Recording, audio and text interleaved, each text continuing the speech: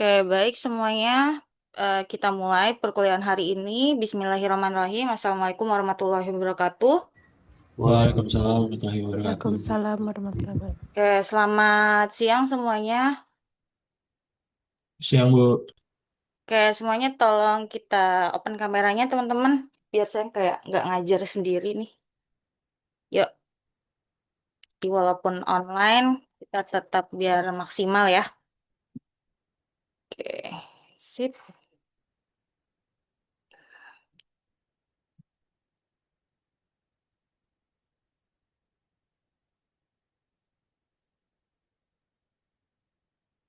Oke, bagus. Yang lain ditunggu teman-teman biar tetap kita belajarnya kayak sama ya seperti onsite.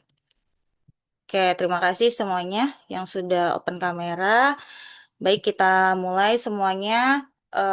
Selamat siang rekan-rekan semuanya. Alhamdulillah kita bisa berkumpul lagi ya di mata kuliah Sistem Manajemen Basis Data.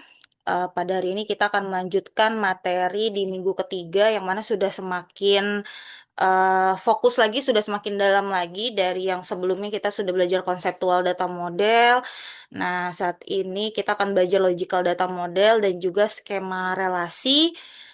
Dan nanti ada tugas lagi teman-teman untuk melatih teman-teman terbiasa membuat ERD dan juga skema relasi yang kita pelajari hari ini. Oke, saya izin share screen dulu sebentar. Mm, mm, mm, mm, mm.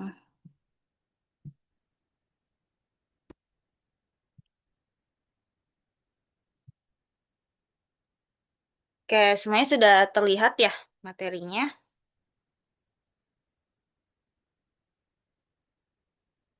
Switch.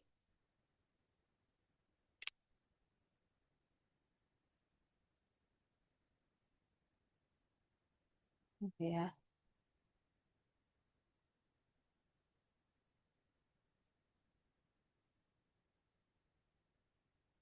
Oke, ya sudah terlihat teman-teman ya sudah jelas. Jadi hari ini kita akan belajar logical database design and the relational model ya atau skema relasi. Nah, tadi teman-teman sudah meluangkan waktu 15 menit. Harapannya sudah mulai tahu apa yang akan dipelajari hari ini dan juga ada mengisi logbook untuk catatan ya. Jadi bisa dilengkapi juga selama saya mengajarkan materi agar nanti pas UTS UASnya nggak dadakan belajar lagi dari materi pertama gitu ya. Nah, seperti biasa ada quotes setiap sebelum materi, yaitu quotes hari ini terkait waktu ya, membahas terkait waktu. Waktumu terbatas, jadi waktu itu adalah sesuatu yang sangat penting ya, karena waktu yang kita punya adalah terbatas. Jadi jangan sia-siakan waktumu untuk menjalani hidup orang lain. Jadi selagi teman-teman ada mimpi, ada sesuatu target yang ingin dicapai, selagi teman-teman masih diberi umur, masih diberi waktu, hal itu adalah sesuatu yang luar biasa bernilai ya buat teman-teman. Karena kita nggak tahu sampai kapan kita diberi waktu. Selagi kita mempunyai waktu, ya jangan sia-siakan dengan hal-hal yang tidak berguna. eh, Kalau bisa berikanlah yang terbaik dan juga jalani hidup dengan bahagia teman-teman. Karena kita nggak tahu sampai di batas mana waktu kita habis ya. Jadi jangan sampai kita menyesal. Oke, teman-teman kita lanjut ke materi ya. Jadi hari ini targetnya teman-teman harapannya bisa memapping ERD ke dalam sebuah skema relasi. Jadi ada kata-kata relationship di sini memang agak ambigu ya. Eh, Sebenarnya kan kalau relationship yang kita tahu tuh kan hubungan antara entitas dengan entitas lainnya, tapi ada kata-kata lagi yang namanya skema relasi. Sebenarnya nanti kalau ada soal terkait skema relasi berarti dia udah fokusnya ke eh, tabel-tabel ya. Jadi skema yang memang sudah merepresentasikan database gitu yang mana akan kita pelajari hari ini. Dan itu ada di tahapan logical data modeling gitu. Jadi sebenarnya kalau minggu kemarin kita masih di tahap tahap analisis. Sekarang kita udah masuk ke tahap desain ya, karena kita udah belajar lagi terkait logical data model gitu. Oke, nah topiknya itu berkaitan dengan relational data model, kemudian ada integrity constraint, kemudian bagaimana mentransformasikan ERD ya ke dalam bentuk relationship atau skema relasi gitu. Oke, nah seperti biasa memang kita perlu pahami dulu basic konsepnya dan juga definisinya sebelum kita bisa masuk ke lebih dalam ya materi selanjutnya. Jadi yang pertama kita pelajari dulu definisinya yang memang sudah saya ini juga ya saya ajarkan juga di minggu kemarin terkait apa itu relation. Eh, Sebenarnya kalau kata-kata relation di sini merujuk ke relasi atau tabel ya. Jadi jangan bingung nanti ada relationship, ada relation. Nah, itu kalau relation kayak gini atau relasi atau skema relasi itu sebenarnya adalah istilah teknis untuk tabel ya. Jadi tabel ini ya tabel itu kan terdiri dari kumpulan a set of name kolom gitu ya. Ada kolom, kemudian ada eh, an arbitrary number of unnamed rows. Jadi ada baris. Ya, jadi kolomnya itu kan atributnya misalnya seperti nama, alamat atau NIM. Nah, lalu isi datanya ya misalnya data lengkap satu orang mahasiswa. Nah, itu kan barisnya ya. Nah, em, kalau di sini ada arbitrary number. Jadi sebuah tabel itu bisa memiliki jumlah baris yang tidak terbatas ya. Atau sesuai kebutuhan data yang masuk. Jadi ini arbitrary number of unnamed rows itu artinya itu. Nah, kemudian every relation, setiap tabel ya, every relation must have a primary key. Ya, setiap tabel memiliki primary key atau kunci utama. Nah, a primary key is an attribute or a combination of attributes.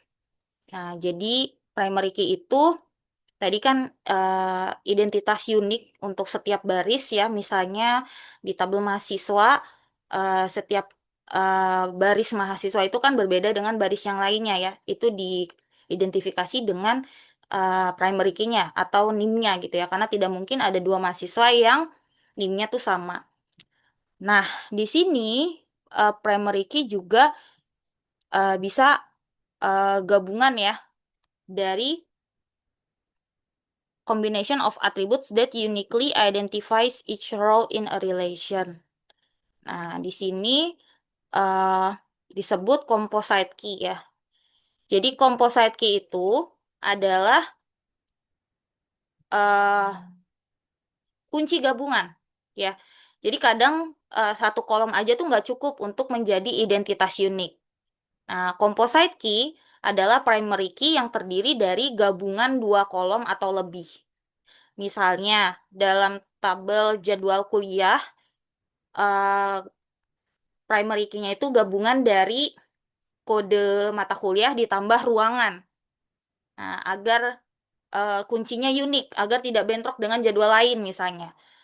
Bisa juga kode matkul ditambah ruangan ditambah jamnya gitu kan. Itu jadi composite key gitu. Nah, konsep primary key juga terhubung dengan istilah identifier ya. Jadi nanti jangan bingung ada kata identifier, itu sebenarnya merujuk juga ke primary key. Kemudian ada foreign key. Nah, foreign key atau kunci asing ya, foreigner. Ini adalah atribut yang menjadi jembatan ya. Atribut yang menjadi jembatan yang menghubungkan satu tabel dengan tabel lainnya. Jadi foreign key itu adalah kolom di sebuah tabel yang dia itu asal tabelnya itu dia sebagai primary key gitu. Nah, tapi di tabel lain dia menjadi foreign key untuk menyambungkan atau untuk menghubungkan tabel tersebut. Misalnya ada tabel mahasiswa. Mahasiswa kan primary key-nya NIM ya. Nah, dia supaya tahu jurusan mahasiswanya itu jurusan apa, di tabel mahasiswa dia ada foreign key ID jurusan. Yang mana ID jurusan itu merujuk sebagai primary key di tabel jurusan. Gitu. Sampai di sini paham teman-teman? Masih jelas ya? Nah, ini perlu dipahami dulu definisi-definisi ini. Jadi kalau ada relation, ada relasi, skema relasi itu kita bahas terkait tabel ya. Relasi itu tabel, ada relationship beda lagi ya. Relationship yang kemarin kita sudah pelajari hubungan antara entity dengan entity dihubungkan dengan relationship. Tapi kalau ada kata-kata relasi itu tabel, terus ada primary key, ada gabungan dari beberapa atribut yang jadi primary key disebut composite key, kemudian ada foreign key. Nah, istilah-istilah ini harus dipahami dulu, teman-teman. Lanjut ke integrity constraint. Nah, jadi constraint itu kan batasan ya. Constraint itu batasan, integrity itu adalah em, keakuratan suatu data gitu ya. Data itu akurat atau enggak, data itu beneran data yang sebenarnya atau enggak, itu kan integrity, integritas. Nah, constraint ini tujuannya untuk menjaga integritas itu. Jadi adanya batasan-batasan itu dibuat agar integrity datanya tuh terjaga. Samuel fotonya serem banget ya. Saya takut ngeliat. Foto siapa itu Samuel? Boneka. Oke, saya jadi salfok lagi ngajar. Oke, teman-teman. Lanjut ya. Jadi ada yang namanya domain constraint atau sebenarnya terkait aturan main dari data ya. Jadi ada aturan main data yang mana tujuannya memastikan setiap data dalam suatu kolom itu berasal dari kelompok nilai yang diizinkan ya. Atau domain ini jadi kelompok nilai yang diizinkan. Nah, tujuannya agar tidak ada data atau format yang salah masuk ke dalam tabel gitu. Nah, tanpa adanya domain constraint, berarti kan database akan jadi berantakan ya. Nah, misalnya em, harga itu harusnya bentuknya angka gitu, bukan simbol atau huruf. Nah, itu adalah domain constraint-nya. Nah, ini contoh domain constraint ya, ada atribut, domain name ya, kemudian ada description. Nah, ini tujuannya adalah Nah, tujuannya adalah untuk menjaga integritas data, keakuratan data gitu. Oke. Nah, kemudian integrity ini, keakuratan suatu data itu juga eh, harus ada di entity atau entitas. Nah, jadi tujuannya ada entity integrity adalah untuk menjamin identitas dari data gitu. Nah, menjamin bahwa setiap tabel gitu, every relation has a primary key. Nah, jadi berarti ketentuannya di sini setiap entity atau setiap tabel itu harus memiliki primary key gitu. Primary key berarti wajib ada, dia nggak boleh nol ya. Nah, jadi agar sebenarnya logikanya jadi setiap baris itu kan kita harus memanggil ya. Nah, itu kan harus ada ID uniknya agar bisa kita panggil. Nah, biar nggak ada kebingungan tuh saat pemanggilan data. Nah, itu perlu primary key. Nah, di sini tidak boleh nol ya. Jadi nilai nol itu tidak boleh ya. Jadi primary key itu tidak boleh kosong. Nah, jadi misalnya dalam tabel mahasiswa, si kolom NIM itu nggak boleh dibiarkan kosong. Nah, jika kosong, kita tidak tahu data tersebut milik siapa, gitu ya. Nah, teman-teman, jadi seringkali ada yang salah paham nih. Kalau nilai nol itu nol atau bukan? Saya pengen tahu. Nilai nol, nol atau bukan? Bukan, Nol. Bu. Apa? Bukan nol. Iya, bukan nol ya. Nol bukan nol. Spasi, spasi itu termasuk nol bukan? Bukan. Bukan ya. Jadi sebenarnya nol itu apa? Nol itu data yang dia itu tidak diketahui ya. Ibarat misalnya formulir itu yang kolomnya tuh benar-benar kosong gitu. Karena datanya emang nggak ada atau belum diisi. Gitu. Jadi kalau nanti ini nol, itu nol bukan nol. Spasi juga bukan nol, walaupun nggak ada isinya. Biasanya dia masih kesimpan gitu ada datanya ya. Nah, itu masih ada nilainya. Jadi, teman-teman hati-hati ya. Konsep null di sini memang benar-benar kosong ya. Gitu. Bukan isinya nol itu nol, bukan. Nah, selanjutnya di sini ada referential integrity. Jadi, kalau referential integrity itu adalah aturan yang memastikan hubungan atau relasi antar tabel itu tetap konsisten. Nah, di sini prinsip utamanya setiap nilai pada foreign key ya itu ini ya.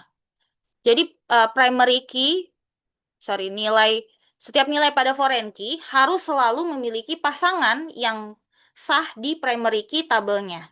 Tuh. Misalnya tabel mahasiswa ID jurusannya tadi ID jurusan kan foreign key ya, ID jurusannya J01. Nah, itu di tabel jurusan itu harus ada ID jurusan J01 gitu. Jadi jangan sampai nol ya di tabel asalnya si tabel jurusan gitu. Jadi foreign key itu tidak boleh nol.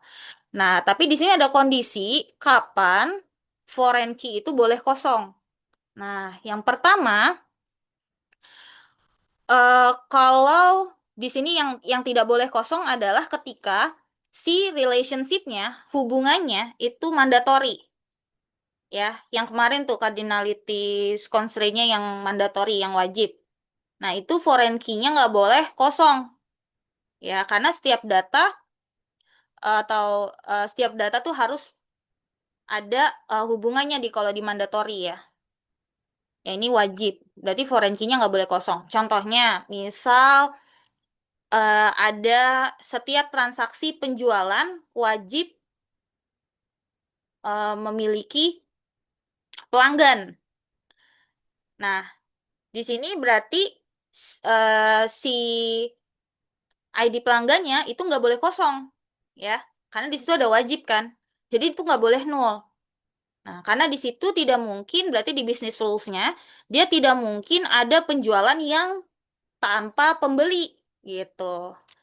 Nah, ini nggak boleh kosong nih untuk hubungan-hubungan atau relationship yang mandatory atau wajib. Nah, tapi ada juga yang hubungannya kan opsional tuh yang minggu kemarin kita ada pelajari ya, ada hubungan yang opsional. Nah, di situ foreign key-nya boleh kosong ya. Jadi si datanya boleh berdiri sendiri tanpa adanya relasi nih, adanya hubungan sementara waktu ya. Misalnya di tabel apa ya, kasusnya misalnya eh satu karyawan boleh belum memiliki project atau banyak project misalnya. Nah, berarti kan untuk karyawan misalnya yang kasusnya masih baru masuk ya, karyawan baru gitu. Nah, dia kan belum diploting ke project manapun misalnya. Nah, itu kan berarti kolomnya itu boleh nol kan? Karena di situ ada dia opsional gitu. Nah, itu ya, itu eh, hal yang harus dipahami dulu sebelum kita mentransformasikan IR diagram ke bentuk skema relasi. Gitu ya. Tadi kita udah belajar ini ya, definisi, integrity constraint, entitas integrity, dan referential integrity. Nah, selanjutnya, setelah kita sudah punya cukup pemahaman tadi, nah kita sudah mulai masuk ke mentransformasikan IR diagram ke dalam bentuk skema relasi. Gitu ya. Nah, basic konsepnya, jadi di uh, dis- desain logik ya, selama logical design, kita mengubah konsep IR diagram ke dalam bentuk tabel ya, ke dalam relational database schema atau disebutnya skema relasi gitu. Jadi di sini kita nggak lagi bicara soal gambar kotak dan garis-garis IRD. Nah, melainkan struktur tabel yang nantinya siap diimplementasikan ke dalam database gitu ya. Nah, di sini inputannya adalah IRD-nya ya, diagram IRD-nya berisi entitas, kemudian atribut ya, relationship-nya. Nah, outputnya adalah skema relasi. Ya, skema relasi. Nah, di sini persiapannya yang pertama adalah kita harus mengingat lagi jenis-jenis entitasnya ya sebelum nanti kita transformasikan ke tabel ya. Di entity ini kan kita mengenal ada tiga ya. Ada yang strong atau regular entity. Itu regular tuh maksudnya yang biasanya kita belum spesifik semua dijadiin strong dulu gitu ya. Tapi nanti kalau udah kita ada masuk ke studi kasus yang memang udah fokus, biasanya udah dibedain mana weaknya, mana asosiatif gitu ya. Nah, si strong ini atau regular disebutnya, regular entities, itu kan entitas yang dia ini independen ya. Jadi independen tuh berarti dia udah punya identifier atau primary key-nya gitu ya. Kemudian ya dia udah bisa berdiri sendiri, berdiri sendirilah gitu ya, strong entity itu. Nah, di sini dibentuk gambarnya itu kan kotak ya, kotak biasa ya. Nah, kemudian ada weak entity. Kalau weak entity yang kotaknya ada dua garis gitu. Nah, kalau weak entity bedanya mas strong. Weak entity ini dia eh, tidak bisa eksis ya, tidak bisa berdiri sendiri ya tanpa hubungan identifikasi dari entitas lain ya atau entitas strong gitu ya, si regular entity gitu. Kemudian ada associative entities, itu entitas yang muncul dari hubungan many to many ya. Nah, ini sekedar refresh dulu untuk paham tiga jenis entities ini ya, entitas. Nah, kita sudah mulai ke mapping ya. Mapping di sini masih entitas reguler dulu atau strong entities. Nah, di sini contohnya ada customer, dia itu strong entities, dia sudah punya identifier ya. Di sini ada garisnya itu berarti ya dia identifier yang akan jadi primary key. Nah, ditransformasikan ke bentuk skema relasi akan menjadi seperti ini ya. Jadi nama tabelnya akan jadi customer juga, kemudian customer ID ini jadi primary key, ada tulisan PK-nya di sini. Nah, lalu customer name, customer address, customer postal code itu sama ya, cuma bedanya mungkin di ERD dia pakai spasi. Nah, kalau di skema relasi biasanya disambung tuh biar nggak bingung ketika nanti nge-query gitu ya. Jadi biasanya C-nya besar, N-nya besar, tapi disambung gitu. Ya, oke ini masih regular atau strong entity ya. Oke, kemudian di sini ada kita kalau mau minggu kemarin belajar terkait composite atribut ya. Composite atribut itu kan atribut yang dia itu bisa dipecah ya. Misalnya alamat itu bisa dipecah jadi jalan, kota, terus apalagi kabupaten misalnya gitu ya. Nah, itu kan composite atribut. Nah, bagaimana diterjemahkan ke skema relasi? Nanti bentuknya akan seperti ini tabelnya. Jadi customer ID, nah masing-masing dari si atribut composite ini jadi satu-satu ya. Jadi satu-satu atribut. Nah, ini jadi tidak lagi disimpan secara langsung dalam satu kolom. Ya, jadi di sini ada customer street, city, state. Nah, ini dipisah-pisah gitu ya. Nah, hal ini tujuannya apa? Tujuannya agar meningkatkan efisiensi dari database ya, dan juga kejelasan data dalam database. Jadi, untuk composite atribut itu akan menjadi atribut yang terpisah ya di skema relasi. Nah, selanjutnya bagaimana kalau yang multi-value atribut? Kalau multi-value atribut kan bedanya kalau atribut composite dia atributnya yang bisa dipisah-pisah ya, yang bisa jadi beberapa bagian. Tapi kalau multi-value atribut itu isinya yang banyak ya. Nah, jadi untuk multi-value atribut sebagai gantinya kita harus membuat dua tabel gitu. Nah, tabel pertama berisi semua atribut dari entitas tersebut, kecuali atribut yang punya banyak nilai nggak ada di situ. Nah, tabel kedua baru untuk menyimpan nilai-nilai atribut yang memiliki banyak nilai tadi. Gitu. Nah, itu kita lihat contohnya langsung.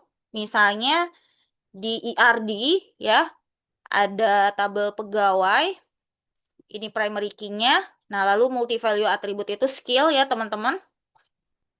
Nah, skill ini kan banyak ya. Satu pegawai itu bisa skillnya banyak, misal program C++ atau PHP, ASP.NET, misalnya skillnya banyak. Nah, dia akan ditransformasikan menjadi satu tabel sendiri, gitu. Nah, jadi tabelnya itu ada dua, jadi employee, lalu si skill ini jadi employee skill, gitu ya. Nah, di sini kalau kita lihat primary key-nya employee ID, kemudian ada employee name, employee address, kecuali dia nggak ada employee skill ya, karena dia udah jadi tabel sendiri employee skill di sini. Nah, kemudian di sini employee ID itu tetap ada di tabel employee skill ya, dia menjadi primary key dan foreign key. Lalu di skill di sini juga jadi primary key. Nah, teman-teman jangan bingung di sini kalau ada tulisan di sini ada primary key-nya ada dua. Berarti tadi yang saya sampaikan bahwa ini disebut composite key. Jadi composite key itu adalah eh, primary key yang gabungan dari bisa dari beberapa atribut ya, gitu. Ya, jadi di sini primary key-nya itu adalah employee ID ditambah skill, ya. Nah, kalau dilihat di sini, di skema relasi ada tanda panah ya. Jadi dia pakai tanda panah kayak gini, nggak lagi yang ada kardinalitasnya.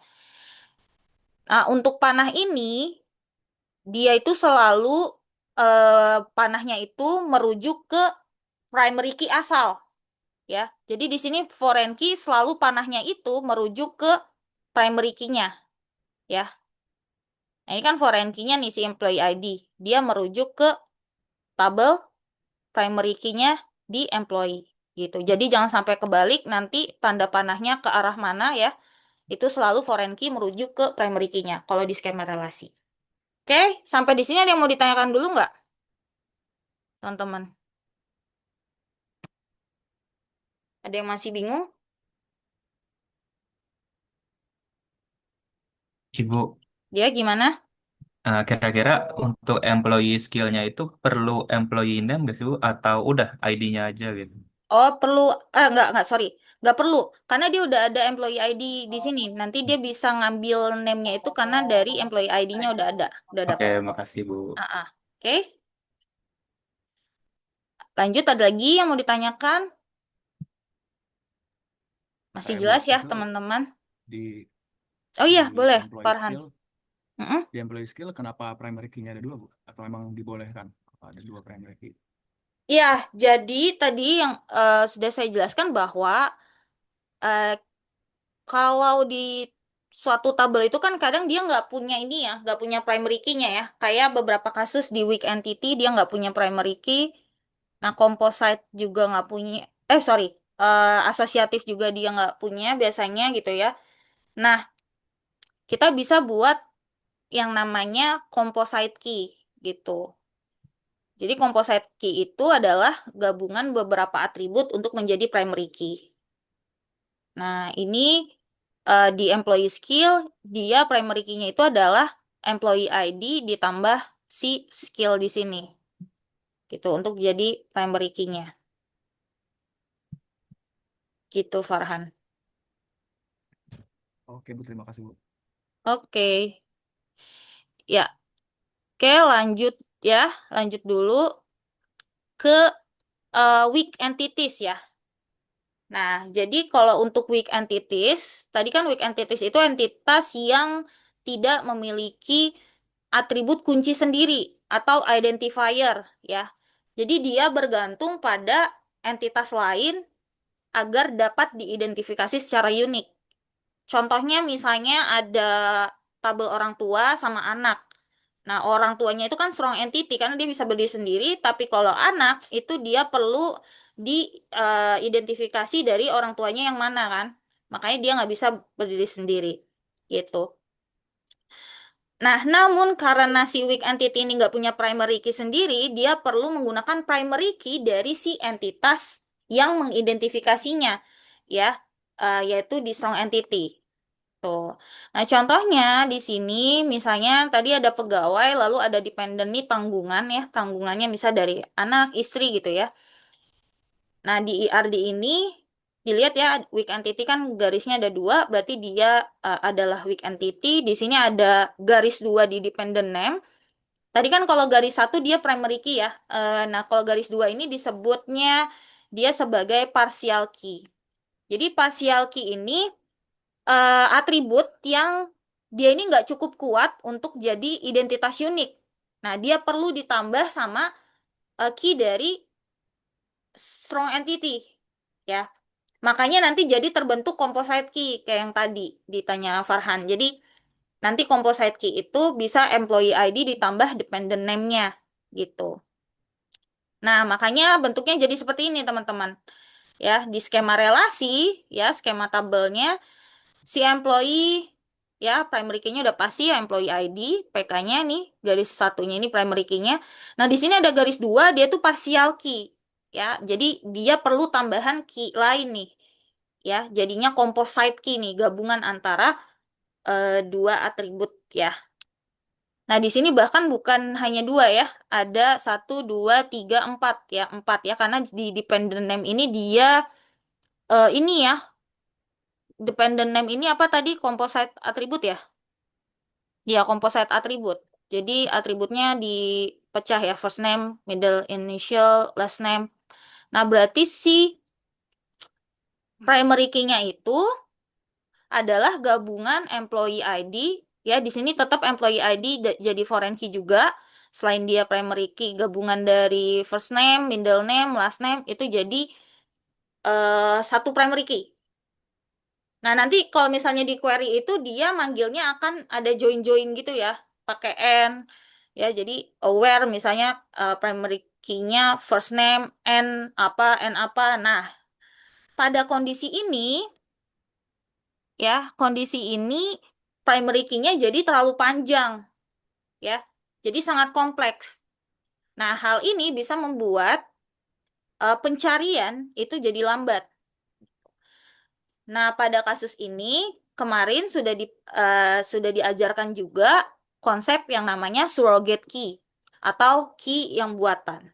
Jadi kalau teman-teman nanti ketemu kasus yang mana ketika teman-teman menerjemahkan ini ya business rules di mana dia primary key-nya parsial dan ketika dijadikan composite key terlalu kompleks, kita bisa membuat surrogate key ya agar lebih ini ya lebih efisien dari sisi kinerja.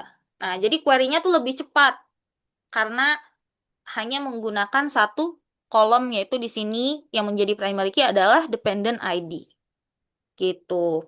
Jadi dependent ID ini key-nya bisa kita buat angka serial unik misalnya dengan jumlah tertentu atau misalnya auto increment juga bisa. Jadi kasus yang ini ya, yang dia ini composite key-nya terlalu banyak dan kompleks, bisa kita ubah menjadi menggunakan surrogate key dengan membuat ID buatan yaitu dependent ID gitu teman-teman. Nah, tetap ada foreign key-nya, lalu dari sini ya, dari foreign key ini ya, mau dari sini atau dari sini, intinya dia harus panahnya ke tabel ini ya, tabel primary key-nya gitu. Oke, sampai sini ada yang bingung teman-teman? Atau masih jelas ya? Oke, kalau masih jelas, nanti kalau ada yang bingung tolong di ini aja, diinterupsi ya. Oke, lanjut ke kita masuk ke ini ya, relationship ya. Jadi bagaimana kita mentransformasikan relationship nih ya. Nah, di sini jika ada dua entitas yang dia itu ada di dalam hubungan one to many atau satu ke banyak. Nah, kalau di one to many, kita perlu membuat tabel terpisah untuk masing-masing entitas tersebut. Nah, di sini ketentuannya, foreign key-nya itu selalu diletakkan di sisi many. As a foreign key in the relation, that is on the many side of the relationship. Jadi, foreign key-nya selalu ada di sisi yang banyak, sisi many. Gitu. Jadi, primary key dari sisi one akan berpindah ke sisi many sebagai foreign key. Itu ya. Contohnya, misalnya di sini satu customer bisa memiliki opsional di sini ya, bisa belum punya order atau banyak ya, banyak order, banyak pesanan ya. Nah, di sini berarti kan one to many. Many-nya ada di sisi order ya. Nah, di sisi order ini berarti nanti kita akan masukkan atau kita akan taruh si foreign key-nya, si primary key dari si customer. Jadi foreign key di table order gitu ya. Jadi di skema relasi si order ini akan bertambah jadi ada customer ID sebagai foreign key-nya. Nah, lalu seperti biasa panahnya dari foreign key akan merujuk ke primary key. Gitu. Oke? Paham ya, teman-teman? Nah, lanjut ke one to one. Oke. Nah, untuk relasi one to one ini memang kasus khusus ya, special case, kasus khusus dari one to many.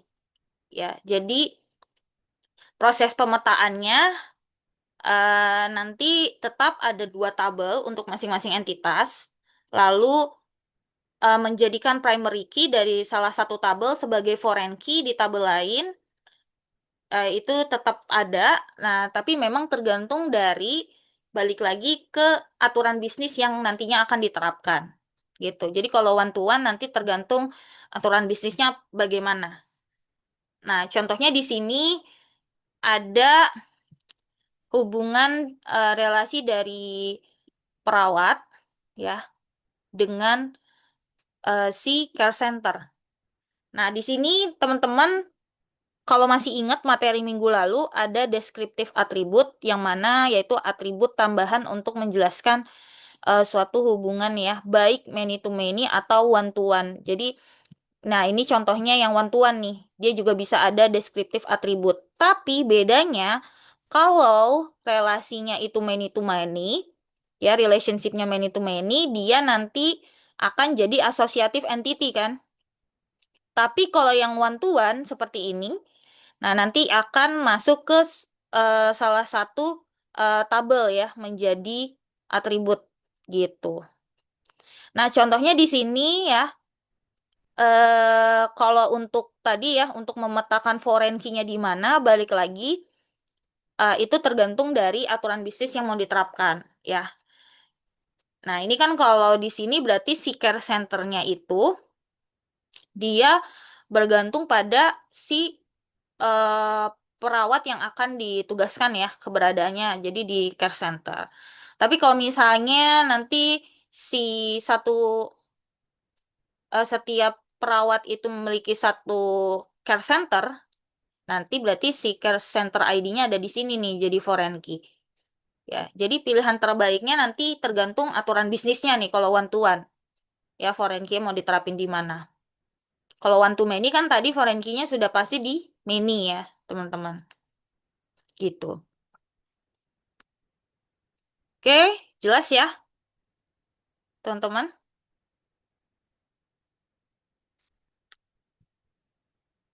Oke, kalau ada yang nggak jelas langsung tanyakan aja karena nanti ada tugas individu lagi ya, teman-teman.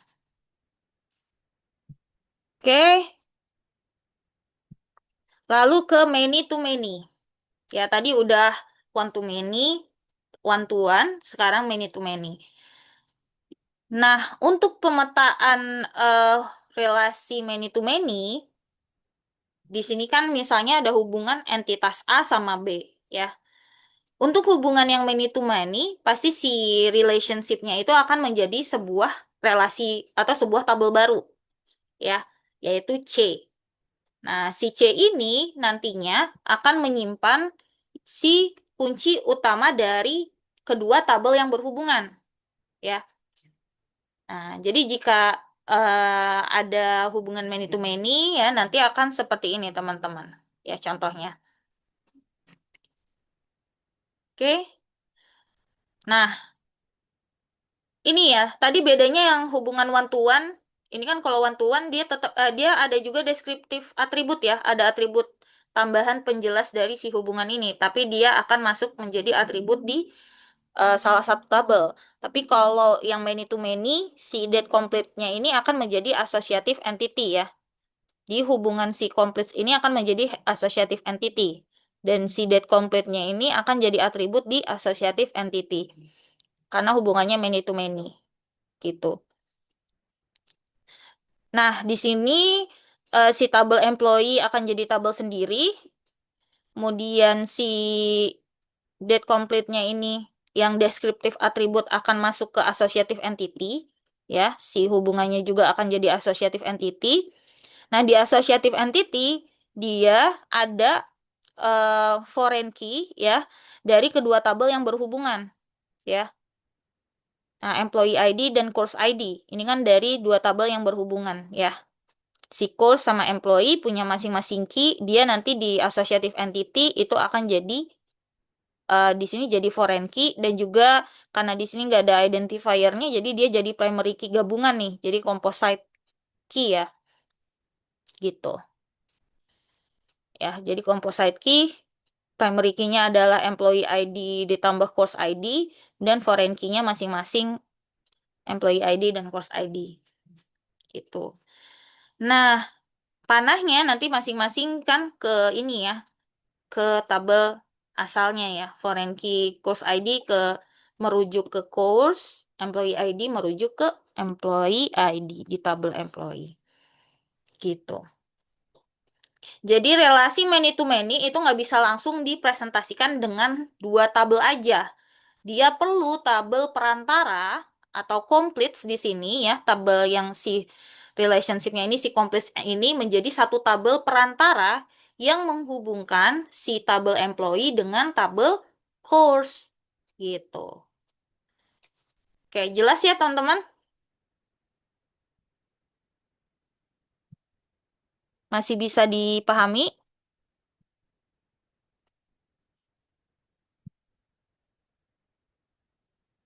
Oke, masih ya? Oke, Isi, Bu. lanjut. Ya, kita lanjut ke associative entities. Nah, jadi associative entities itu kan tadi digunakan untuk memodelkan hubungan many to many ya. Nah, jadi karena dia itu nggak ada identifier khusus, nah ini maka digunakan yang namanya composite key. Ya. Nah, di sini contohnya si nah ini kalau si shipment-nya ini dia punya primary key sendiri ya. Si associative entity-nya dia ada shipment ID.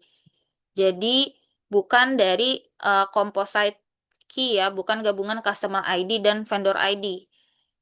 Nah, tapi tetap ada customer ID dan vendor ID menjadi foreign key ya. Tetap disertakan karena untuk menjaga hubungan antara tabel gitu ya. Oke. Nah, selanjutnya di entity ya, itu juga ada relasi di mana dia berhubungan dengan dirinya sendiri atau entitas itu berhubungan dengan entitas itu sendiri. Contohnya misalnya di tabel pegawai ya, si tabel pegawai itu kan bisa menjadi manajer bagi pegawai lainnya. Tapi kan itu tidak berasal dari tabel lain ya. Ya, maupun dia manajer kan dia juga nanti ngambilnya dari tabel pegawai juga gitu. Nah, makanya dia akan berhubungan dengan tabel itu sendiri di tabel pegawai ya. Nah, di relasi yang terjadi ini, foreign key-nya itu disebut rekursi foreign key. Ya, jadi foreign key yang memang merujuk pada primary key dalam tabel yang sama. Gitu. Contohnya di sini, nih ya.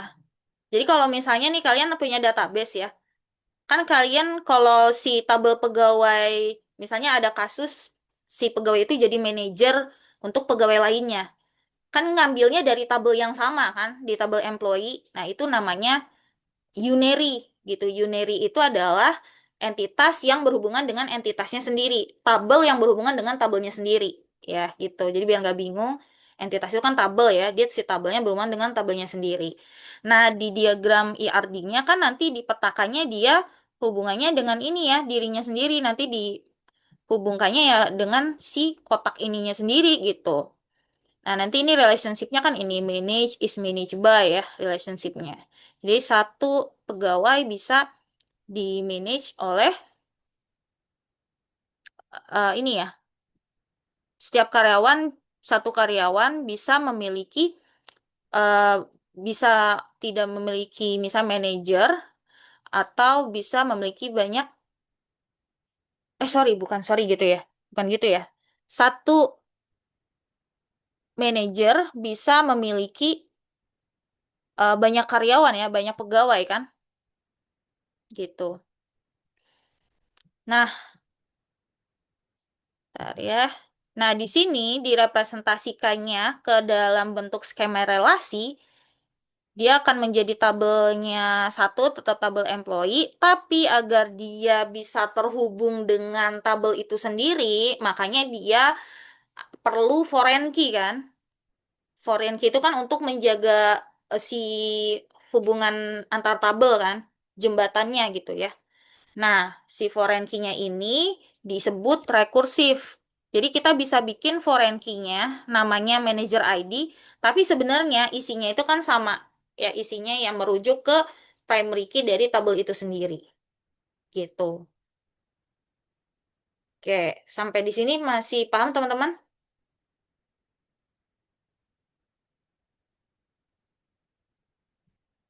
Oke, masih paham ya? Nah, itu unary-nya one to many. Ya, jadi setiap karyawan memiliki satu manajer, tapi misalnya satu manajer bisa memiliki banyak karyawan. Ya, one to many. Nah, ini many to many, berarti kalau many to many, di sini ketentuannya dia eh, dia dibuatnya itu dua tabel ya. Jadi kalau unary-nya itu many to many, dia akan dibuat dua tabel. Di sini misalnya contohnya si item ya. Ini kan tabelnya satu ya, tapi many to many. Nah, kalau many to many di sini kan memang akan muncul deskriptif atribut ya. Di sini ada deskriptif atribut yang mana dia akan menjadi tabel asosiatif, associative entities ya.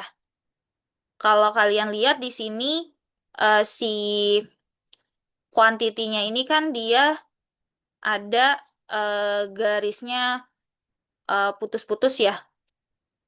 Nah, garis putus-putus ini dia menghubungkan kotak quantity ini ke garis hubungannya yang constraints ini. Jadi, ini maksudnya menunjukkan bahwa quantity ini adalah sebuah atribut yang muncul dari relationship, dari hubungan, yang disebut descriptive attribute. Yang mana kalau di descriptive attribute itu muncul di one to one, dia akan masuk ke salah satu tabel atributnya. Tapi kalau di many to many, dia akan menjadi associative entities. Makanya dia akan menjadi tabel komponen ya di sini ya. Gitu. Jadi nanti akan ada dua tabel untuk unary yang many to many, yang mana ada satu tabel item di sini, lalu ada tabel komponen. Oke, kalau kita baca di sini ya, di sini kan berarti sebuah item itu dapat terdiri dari beberapa komponen ya. Jadi Ya, misal sebuah item dia bisa memiliki beberapa atau banyak komponen, banyak item. Nah, kemudian satu item juga dapat digunakan, dapat mengandung beberapa item, gitu ya. Jadi kan many to many. Oke. Nah, jadinya dia akan menjadi satu tabel sendiri nih, tabel komponen. Nah, di tabel komponen ya, tabel komponen ini akan memiliki dua atribut foreign key ya, yaitu item number dan komponen number. Sebenarnya dua-duanya sama, asal usulnya dari si tabel item ini kan. Nah, dan primary key-nya adalah gabungan dari item number dan komponen number. Gitu. Oke, sampai sini paham teman-teman?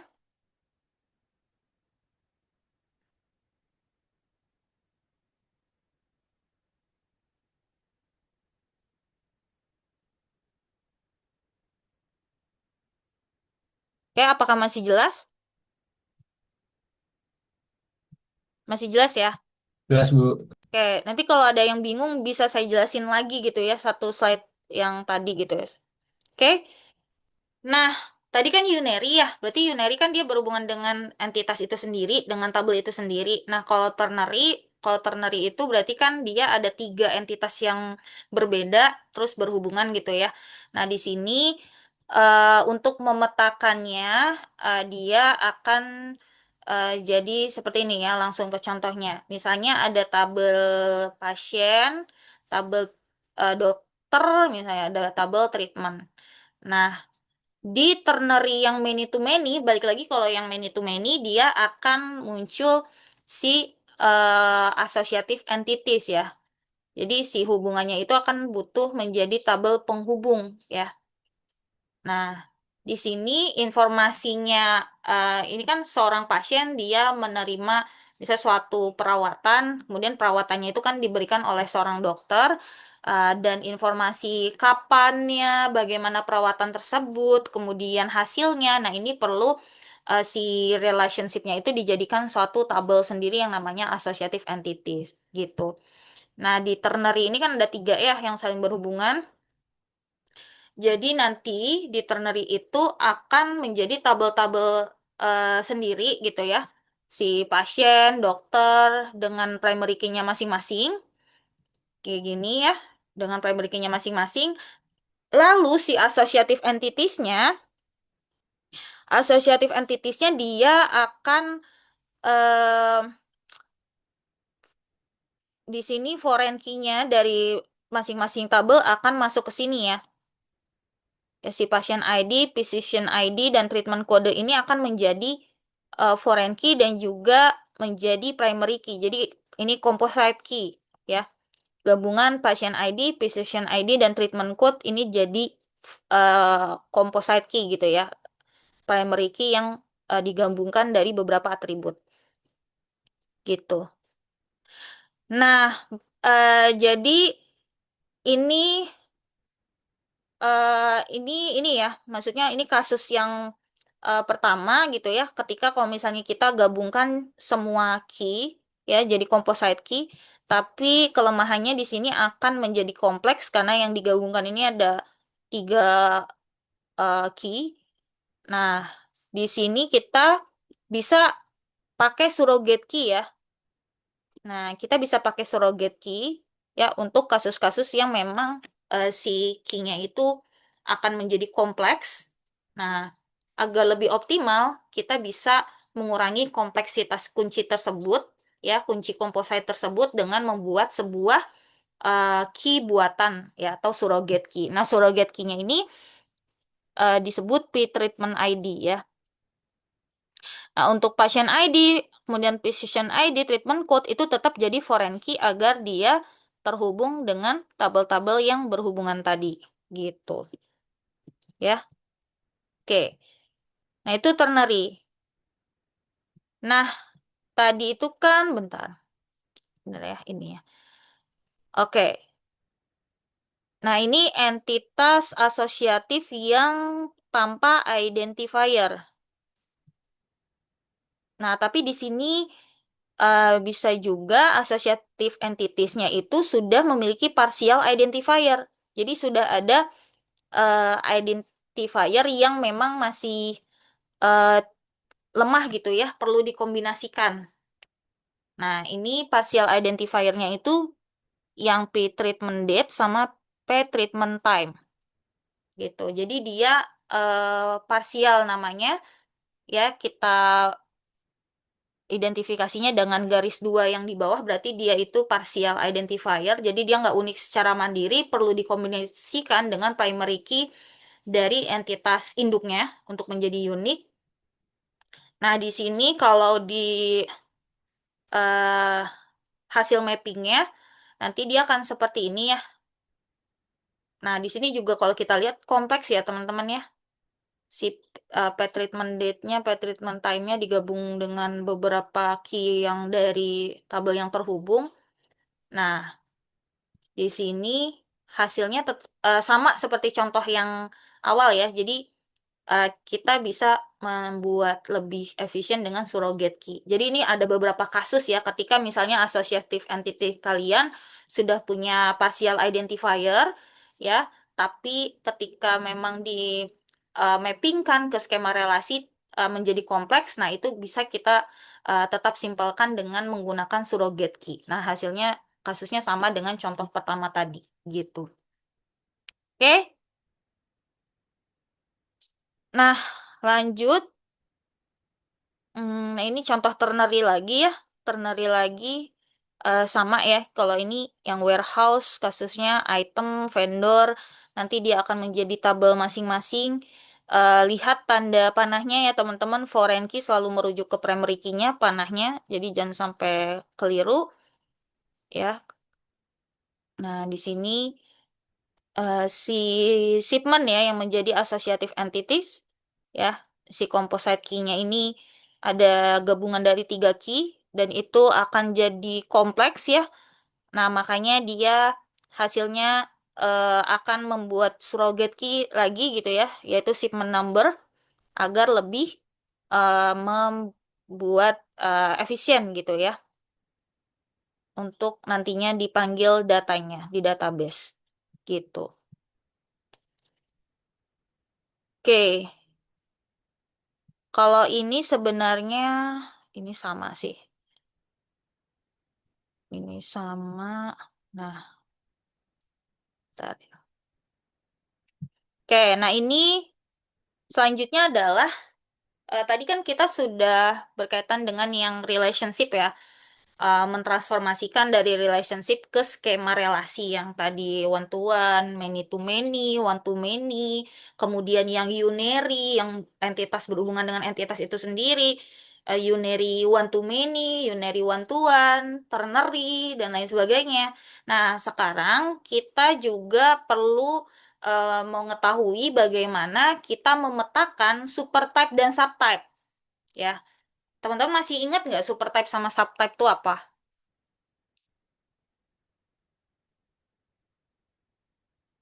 Supertype, subtype, supertype, subtype.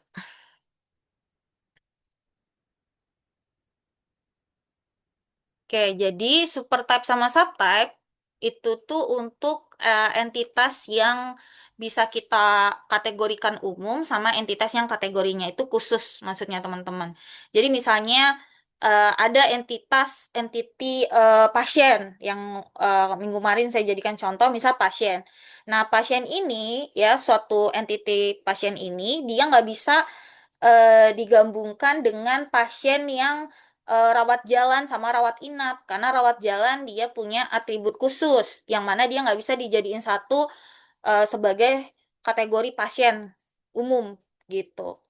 Nah, makanya nanti supertype-nya itu pasien, subtype-nya itu si pasien rawat jalan sama pasien rawat inap misalnya gitu. Karena dia punya atribut khusus yang memang dia nggak bisa dijadikan satu gitu. Nah, bagaimana memetakan, mentransformasikan si supertype dan subtype entity ini menjadi skema relasi, menjadi skema tabel-tabel. Nah, di sini contohnya, misalnya ada tabel pegawai yang mana ini supertype-nya ya teman-teman, ini supertype. Nah, ini kalau masih ingat namanya disjoin ya, disjoin. Berarti kalau disjoin itu kan dia harus salah satu ya gitu. Jadi si pegawai harus memiliki satu ya dan hanya satu tipe. Apakah si pegawai ini masuknya pegawai yang jam ya, hourly employee atau salaried employee atau konsultan gitu. Dia harus satu. Nah, kalau overlap kan bisa beberapa ya, teman-teman kalau masih ingat. Nanti kalau kodenya overlap ya. Nah, kalau dijadikan skema relasi, bagaimana? Kalau dijadikan skema relasi, dia akan menjadi tabelnya masing-masing, tabel sendiri-sendiri ya. Si employee akan jadi satu tabel sendiri ya. Kemudian hourly employee juga satu tabel sendiri, salaried employee satu tabel sendiri, konsultan satu tabel sendiri. Nah, di sini kalau kalian lihat si primary key-nya itu kan employee number ya. Nah, di sini si hourly employee itu juga sebenarnya merujuk ke employee number gitu. Dia jadi primary key-nya itu di sini sebenarnya rujukannya dari si employee number. Cuma memang namanya dibuat beda ya, hourly employee number, kemudian di sini salaried employee number, kemudian di sini si employee number.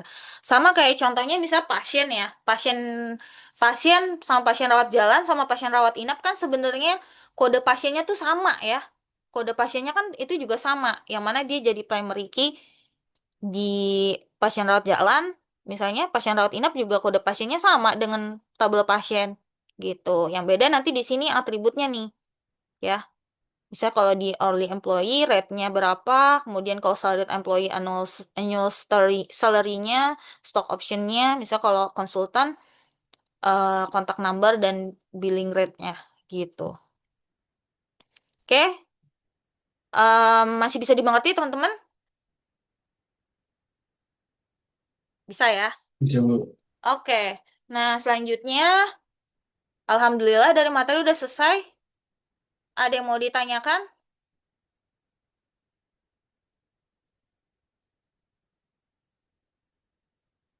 Oke, kalau tidak ada, jadi teman-teman selanjutnya adalah tugas mandiri, tugas individu, teman-teman ya. Di sini ada soal untuk lebih kalian lebih paham ya. Di sini case study-nya University Course Management System. Jadi di Universitas XYZ dia ada sebuah sistem digital yang dibutuhkan untuk memanage course enrollments, jadi pengambilan mata kuliah dan juga faculty assignment yang efisien. Nah, di sini business rules-nya, the system follows these rules.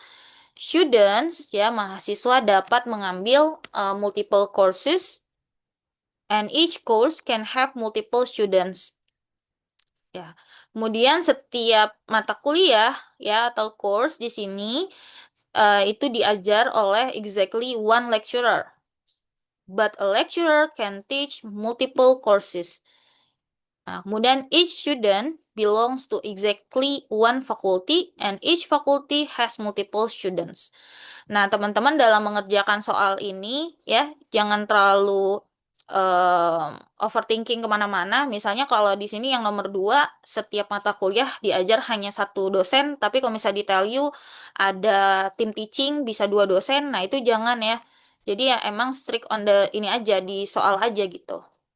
Jadi kalau ya nanti kalau realnya memang kalian eh, bisa ini ya, bisa apa ya, bisa menganalisanya, bisa kemana-mana gitu ya. Tapi kalau misalnya di soal nanti UTS, UAS biasakan memang sesuai dengan ini yang di soal aja gitu. Misalnya kalau kenyataannya kok cuma satu dosen tapi detail kan bisa 2 dosen yang ngajar. Nah itu ya itu nanti dulu gitu ya, sesuai dengan yang ini aja gitu ya teman-teman. Jadi di sini udah jelas ya, ada rulesnya. Kemudian tugas kalian. Nah sebenarnya di sini kan Kalau konseptual data model itu kalian berarti kan nanti ini kan di tahap analisis ya. Konseptual data model itu kan ntar, berarti mana ya? Sebentar.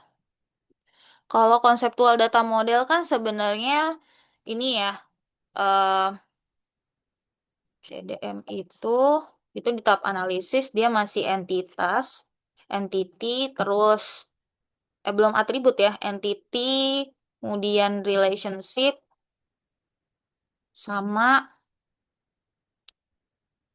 ini ya, apa namanya, cardinality, dan cardinality constraint-nya ya, yang kalian udah kerjain minggu kemarin. Nah, ini kan sebenarnya ini ya, IRD untuk yang CDM nih, ini. Nah, terus sebenarnya teman-teman biar nggak bingung, ini kan ada LDM juga ya, tapi LDM-nya ini memang di sini belum jelas dia IRD atau bukan ya. Kalau yang ini kan dia skema relasi ya. Jadi mungkin kalian bikinnya tiga, jadi konseptual data model, terus ada biar biar jelas ya, kalian bikin yang IRD-nya. Jadi IRD itu sebenarnya diagram yang untuk menggambarkan yang CDM, LDM itu kan kita bisa pakai IRD, tapi kalau skema relasi dia bentuknya udah kayak gini nih. Karena kan di sini di sini kan tadi kan transformasi dari LDM ke relational model ya. Jadi kayaknya lebih enaknya kalian bertahap deh bikinnya dari CDM terus bikin LDM-nya dia udah jelas ada atributnya gitu ya. Kalau di sini kan LDM dia nanti entity terus relationship. Nah, jadi LDM udah masuk ke tahap desain, kemudian cardinality, eh sorry entity atribut juga ya. Atribut terus sebenarnya primary key, dia udah ada primary key-nya aja deh, yang identifier yang garis itu loh. Terus sama si relationship ya. Relationship. Terus ya cardinality-nya. Nah,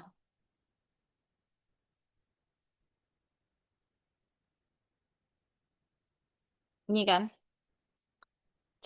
Bentar. Ini teh gimana ya dikecilinnya ya.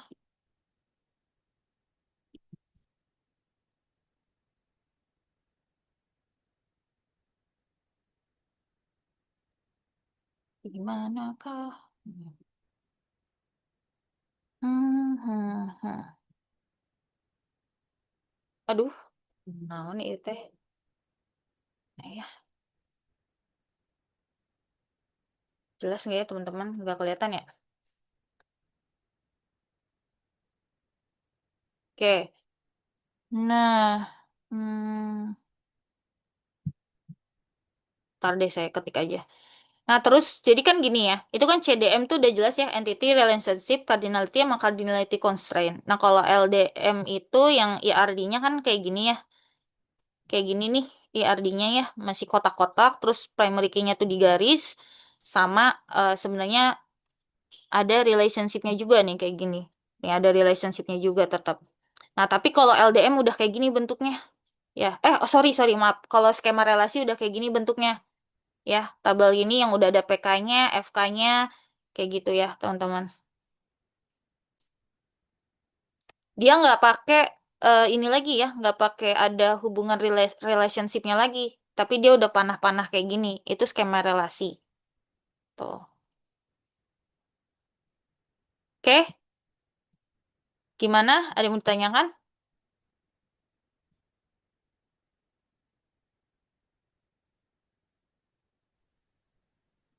Ntar ya, Discord. Untuk case study-nya, deadline-nya kapan, Bu? Hmm? Deadline-nya sebenarnya hari ini. hari ini Hmm. gitu. Jadi biar oh iya, jadi minggu ini tuh tadi di grup koordinator nanti ada ini ya assessment CLO hari Rabu. Nanti saya akan kabarin ya kuisnya itu di LMS, jadi tolong dikerjakan. Nah, kalau untuk tugas ini kerjainnya hari ini juga paling saya kasih waktunya sampai malam lah ya. Tadi kalau tadi kan yang kuliah 7.30 itu saya kasih waktu sampai 6.30. Nah, kalian mungkin sampai jam malam lah ya. Jam 9 malam lah ya. Oke. Ah, ada yang mau tanyakan dulu nggak?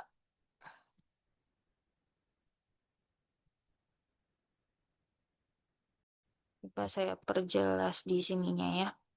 Jadi kan kalau CDM itu di tahap analisis berarti masih entity, kemudian relationship, sama apalagi cardinality, ya yang kotak-kotak itu. Pokoknya entity, relationship, cardinality itu yang si many to many-nya itu. Kemudian cardinality constraint yang optional sama mandatorinya. Terus ini sebenarnya semuanya itu CDM sama LDM tuh ERD gitu ya teman-teman ya.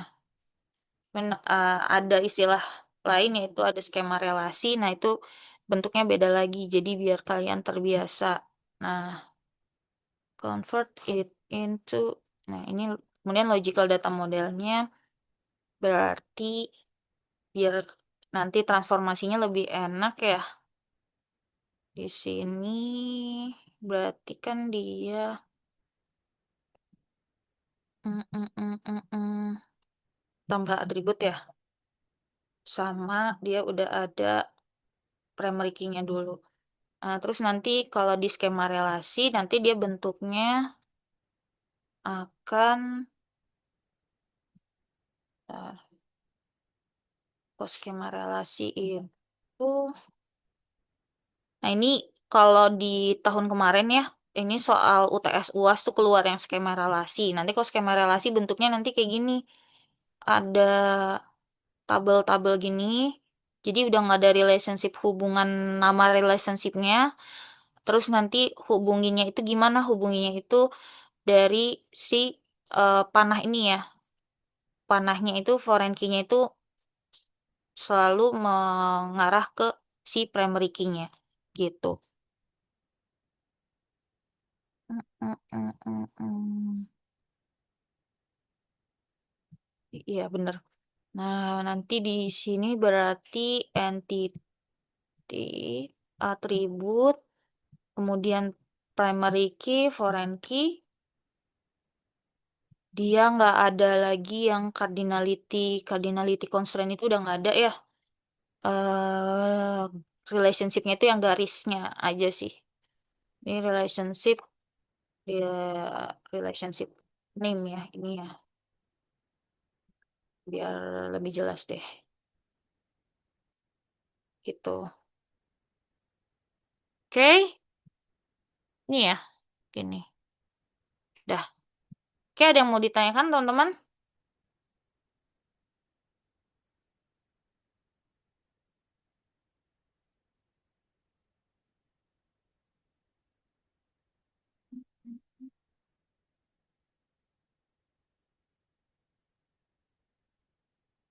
Nah, nanti kalau misalnya ini kan ada misalnya hubungannya many to many, terus nanti akan muncul associative entities. Nah, itu karena di luar dari rules ini ya itu nanti tergantung kalian hasil analisanya gimana ya. Nama associative entities-nya apa, itu dibebaskan gitu. Terus atributnya juga boleh dibebaskan. Misalnya students biasanya pakai ada atribut apa aja yang untuk students, terus courses juga ada atributnya apa aja. Nah, itu dibebaskan teman-teman. Jadi kalau misalnya soalnya kayak kayak gini berarti atributnya itu bebas dari teman-teman boleh mengekspor gitu ya kira-kira atributnya apa aja yang mewakili dari suatu entitas. Tapi nanti kalau di soal UTS UAS dia udah jelas ada atributnya apa, nah itu pakai atribut yang di soal aja gitu. Terus kalau misalnya nanti di soal ada yang bentuk skema relasi yang diminta, berarti bentuk skema relasi itu bentuknya kayak gini, gitu ya. Karena banyak yang salahnya itu kemarin kayak gitu sih di UTS UAS. Ya, oke. Ada yang mau ditanyakan dulu atau udah jelas? Ibu, saya mau nanya, Ya, silakan. berarti untuk tugas yang ini itu eh, sampai LDM aja apa udah sama skema relasi? Udah tadi 3 skema relasi. Oke, Bu. Terima Ah, kasih, Bu. ya.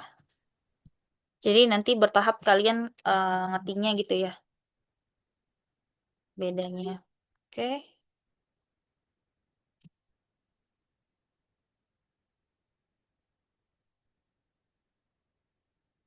Oke, ada lagi teman-teman?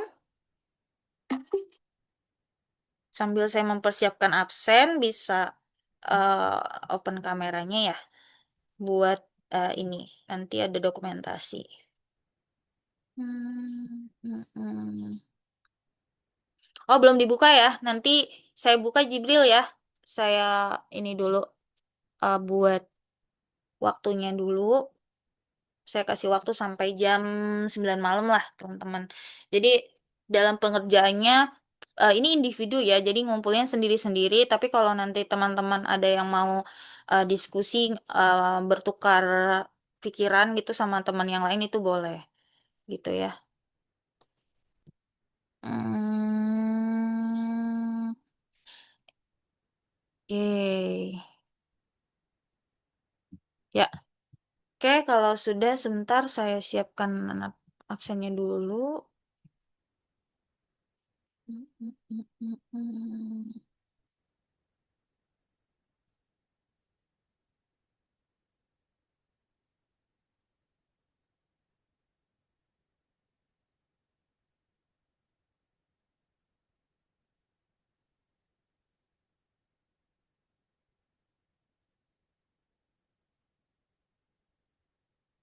Oke, yang saya panggil tolong ini ya, tolong menyaut.